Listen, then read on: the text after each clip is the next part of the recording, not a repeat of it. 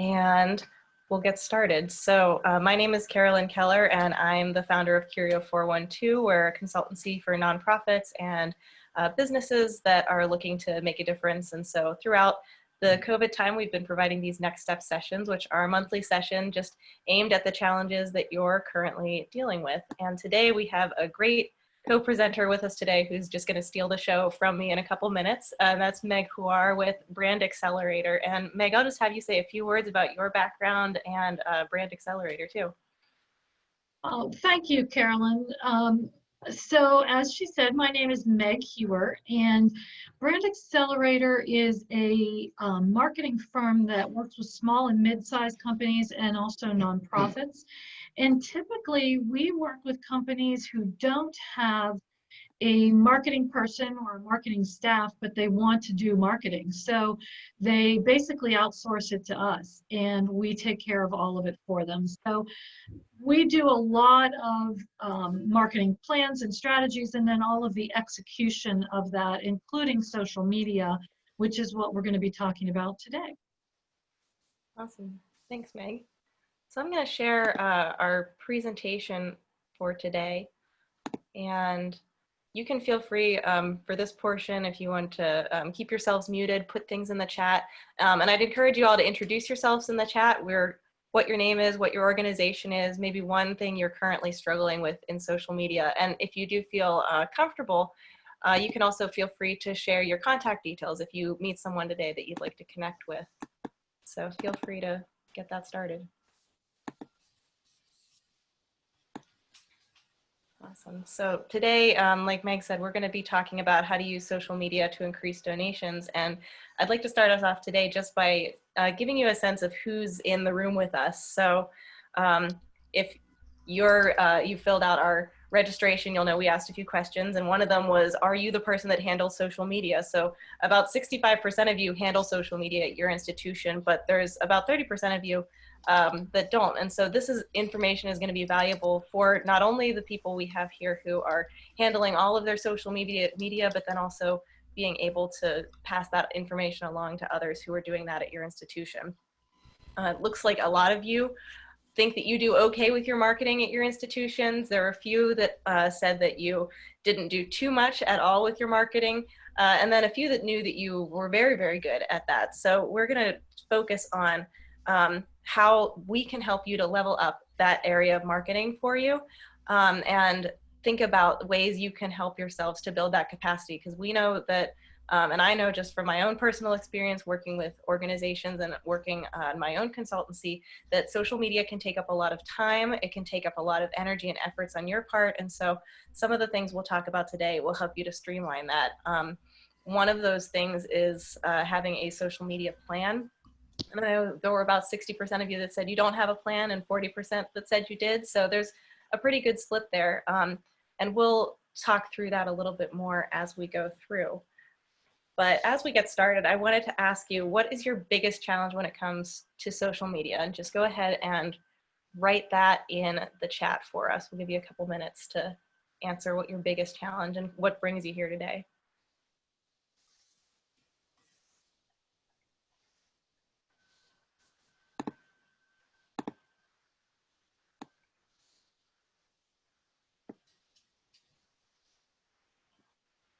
Yeah, finding time. Yeah, being able to efficiently utilize. Sticking to it. Yeah, that's a good point too, is being able to have that constant and consistent messaging. Yeah, keeping up to date.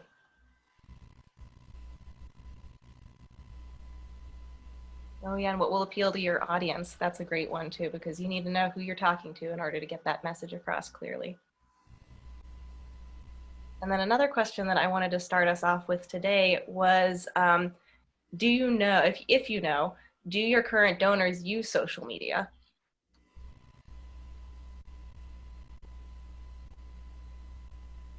And if they use social media, what are some of the social media channels that you think your current donors or maybe current audience members are really utilizing to keep up to date with your organizations or other organizations in your area? You can throw that in the chat.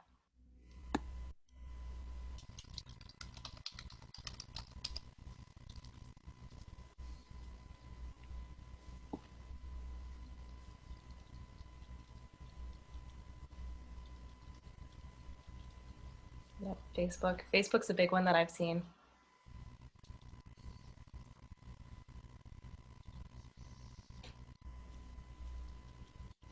Awesome. Well, having all of that in your heads now, I'm going to turn it over to Meg to talk a little bit more about some of the strategies and techniques that she uses to really drive forward with social media. So Meg, I'll turn it over to you. All right, thank you, Carolyn. I appreciate it. Your answers, the things that you just put in the chat box are really interesting. I plan to cover most of this, so hopefully I actually cover what I'm planning to talk about. So this is the topic for today, is how to use social media to increase donations and giving. And I hope that this topic will resonate with most of you, because I think it's a real challenge for nonprofits. The whole social media piece is very challenging, and the ROI of this is also very challenging. Because what often happens, not just in nonprofits, but in the small business world as a whole, is that somebody within the organization will decide that they are the one that's going to do the social media. And you start posting things and you do it for a while, but you don't see any engagement and you don't see any ROI, and so you end up giving up on it.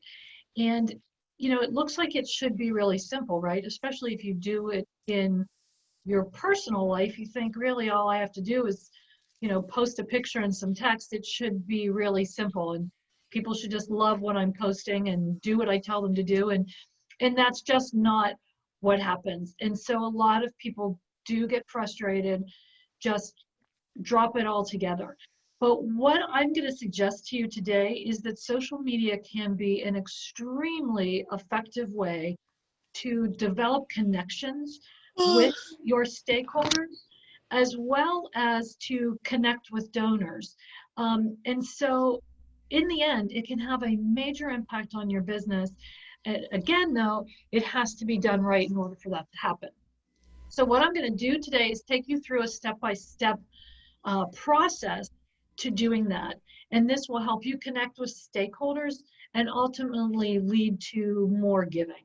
So feel free to take notes. I also will be happy to share these slides with you later if you want. My email address is mhuer@thebrandaccelerator.com. So it's MHUWAR at thebrandaccelerator.com. If you want the slides, I'm happy to send them. So let's get started. So I want you to think of this like you are building a house, right? So again, here's the problem. The next slide would be good, Carolyn. So I want to think about this like we're building a house. And if we have a strong foundation, we can build something that can be very successful. If we try to build a house on a weak foundation, it is not going to succeed. So the first thing we want to do is build that strong foundation, and that is to look at start with the end, right? So what are your goals? What do you want to achieve? And what I would suggest is that you kind of break this down into quarters, right? So look, this is a perfect time to start planning for fourth quarter with your social media and saying, so at the end of fourth quarter, what do I want to have happen? Do you want to connect with more donors, with stakeholders? Do you want to promote fundraising events? Do you want to have a donor campaign? Do you just want to make connections with people? What is the goal? Because the one thing that, and I should say, you can have multiple goals, right? Because you're doing this over a period of 3 months, let's say. So you can have multiple goals that you want to do, but you want to have some goals because social media is very measurable. And you can see all of those things. You know, maybe one of your goals is you want to increase your followers. Um, so start with the end in mind, and part of that end should be your metrics. Take a look at those things. How many followers do you have now? You know, how many people are engaging with you regularly? Take a look at that so that you can measure it as you go along. But figure out what your goals are, and then we're going to work towards that. So the next slide would be good. So the next step is going to be, who do you want to attract? Now, many of you mentioned that you use Facebook, and I think that's really a good place for the majority of the folks here today. Facebook is expected in 2020 to have 1.69 billion with a B, users. Those are not all your potential stakeholders, obviously. And so you want to figure out, what does that stakeholder slash donor look like for your organization? And, you know, all of you are different. It could be your geography, and it could be the, you know, the people that you're serving, whatever it is. If you have spent any time in the marketing space, you've heard people talk about your client avatar. You know, I'm so sick of hearing that term, I could scream, but the reality is you really do need to know who your client is. And if you can create a picture of that person or persons, then that's going to really help you. So first of all, you want to figure out, what age are they? What sex are they? Where do they live, or where do they work? What do they do? What's their income? What is their lifestyle? What are their interests and behaviors? What do they do in their spare time? All of that will come together to help you really create who that potential stakeholder is for you.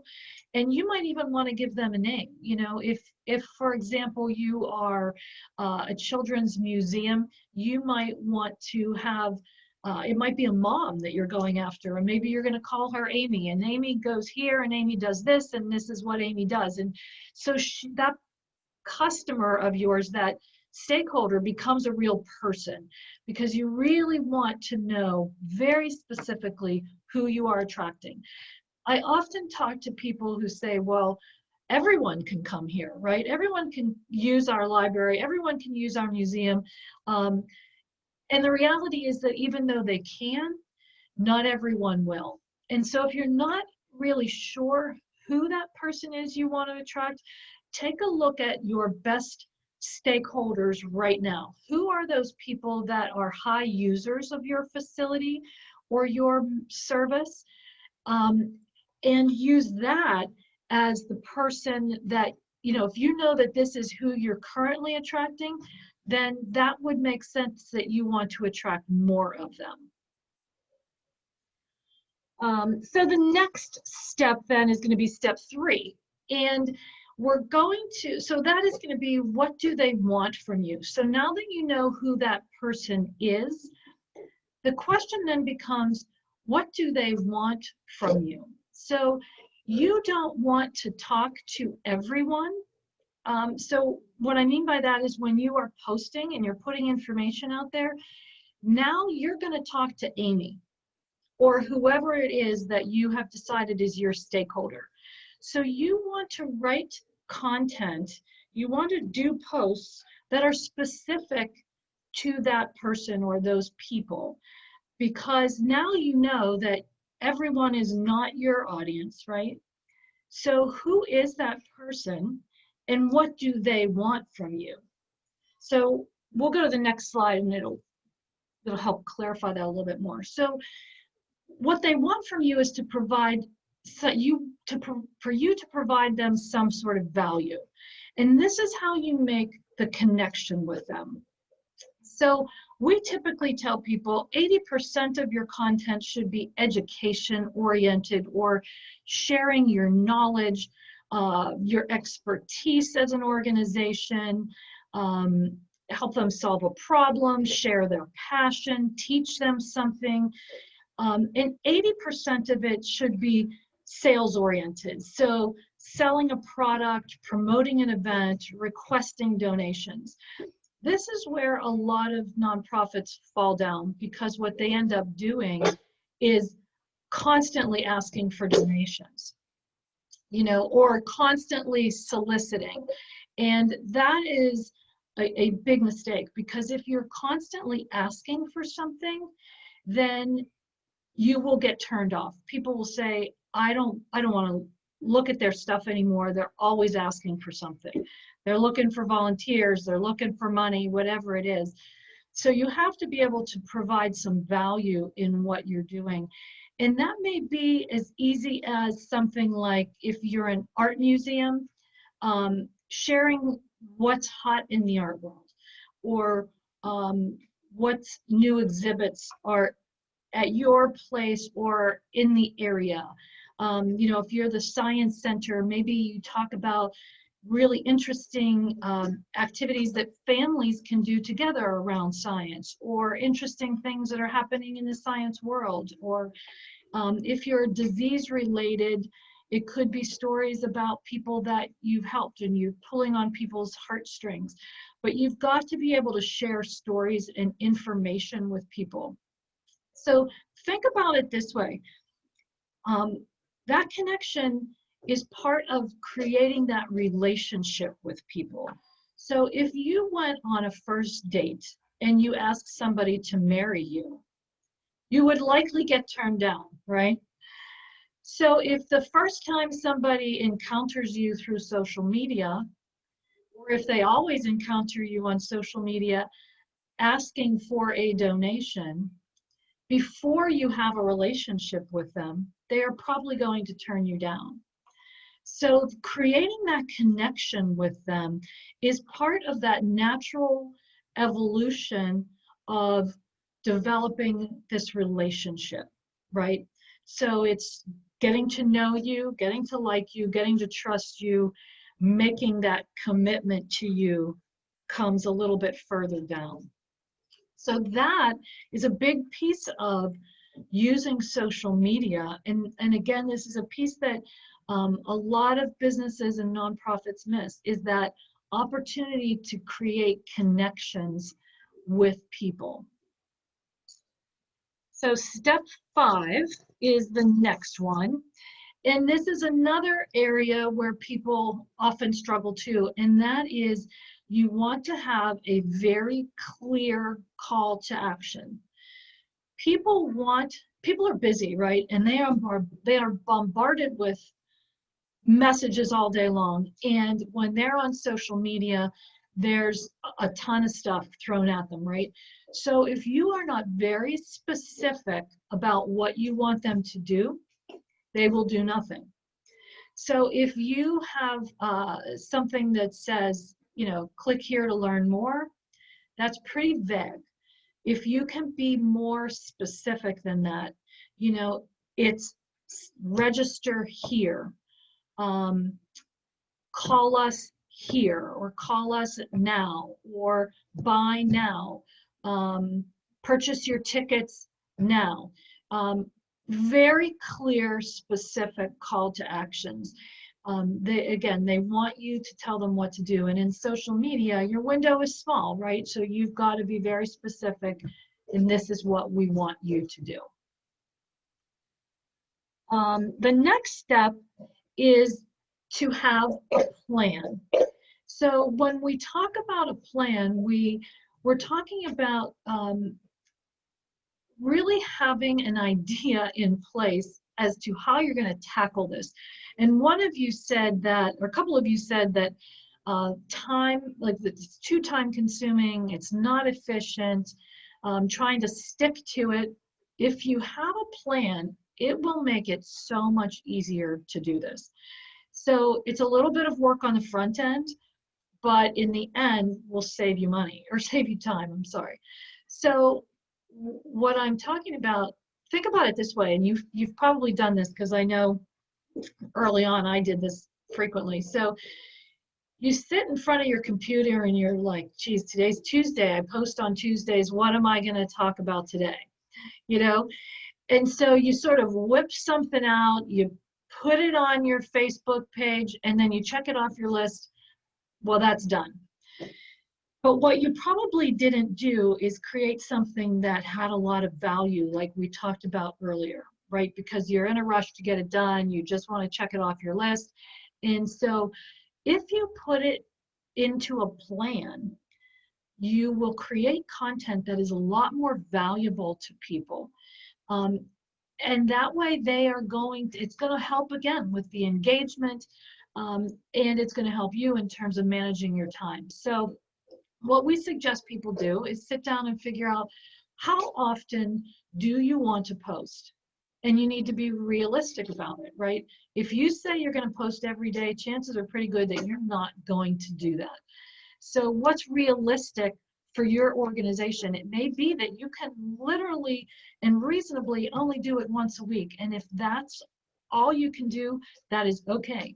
Do it once a week and stick to it. If you can do it twice a week, even better. If you can do it 3 times a week, that's great too. Most small organizations really don't need to do it more than that. I mean, you'll have people tell you you should post 4 and 5 times a day. I think that's absolutely ridiculous. And for a small organization, it's not possible. So if you decide what you're going to do, 2 or 3 times a week would be great. But again, if you can only do one, do one. And figure out like what kind of images are you going to use. I know some people that use only black and white photos, and they are spectacular. I know some people who do just sort of animated graphics. They're beautiful too. So what represents your organization? If you're an arts organization, you're going to need to be posting things that are really beautiful. And I wouldn't post unless you have something beautiful to put out there, because that's a real representation of what you're doing. And most importantly, I would plan your content in advance. And we call this an editorial calendar or a content calendar. What we do for our clients is next week, actually, so the 3rd week of the month, we build out all of our social media posts for the next month. So if we're going to post for a client 2 times each week, we'll figure out what days those are going to be. So we pick out 2 days each week, and we actually literally create those posts right then and there. And that way it's all built out and it's all done. And we pick out the photos and everything. It will take maybe an hour to an hour and a half to do. But then that Tuesday morning that you get in front of your computer, you're not going to ever say again, what am I going to post today? Because you already have it done. And there's lots of programs that you can use. Well, in the case of Facebook, you can actually post, you can put your posts in there in advance. We post for multiple clients on multiple platforms, so we use something called Social Pilot, but there are lots of them out there, and if you're posting on multiple platforms, that does make it easier that you can put them into this platform and post them in advance. But if you're just doing Facebook, you can put them in Facebook. You can do the whole month in advance if you want, and just have them scheduled to go out when you're ready to do that. So that is a huge time saver, and makes your life a whole lot easier. A couple other suggestions here is to just pick 1 or 2 platforms to get started. A lot of people, part of the reason they burn out on social media is that they're trying to do too much, right? They're trying to be on so many platforms, and it's just overwhelming. So pick 1 or 2 and do it really, really well. You do not have to be everywhere, but what you do well. The other thing is that quality here is more important than quantity. So what I mean by that is a lot of organizations feel like they have to have tons and tons of people following them. And you really don't, because I would rather have less good quality people. So people who are really potential users of my organization, um, who really have a passion for the mission, rather than have a ton of people who don't care. So keep that in mind. You certainly want to grow your social media, right? You want to get more people, but you don't have to get more people who cannot use your service or who don't have an interest in your service. So this quality over quantity applies to people, but it also applies to content. So um, if you are one of those people that says, I hear this all the time, well, you need to be on everything and you need to post 5 times a day. If that's what you're going to do, you are not going to be able to put quality content out there, because it's just entirely too much work. So if you're posting, once or twice or 3 times a week, concentrate on putting quality content, meaning content that you think, again, will be interesting to your constituents. I'd rather see you do less posting, but more quality content. Again, quality over quantity all the time in social media. Be consistent. This is a long game. So anybody that is expecting to get a quick result from social media will be disappointed. It can happen, but it doesn't happen quickly most of the time. But if you are consistent and you keep staying out there, you will see results. So being consistent and giving it time are big considerations. So I think that's pretty much everything I have. I don't know if anybody has any questions or anything that you'd like to ask either Carolyn or I.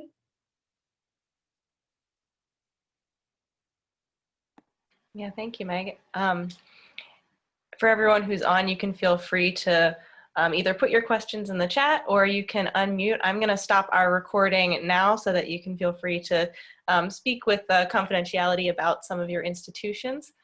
And Meg, I just wanted to give you a case study from someone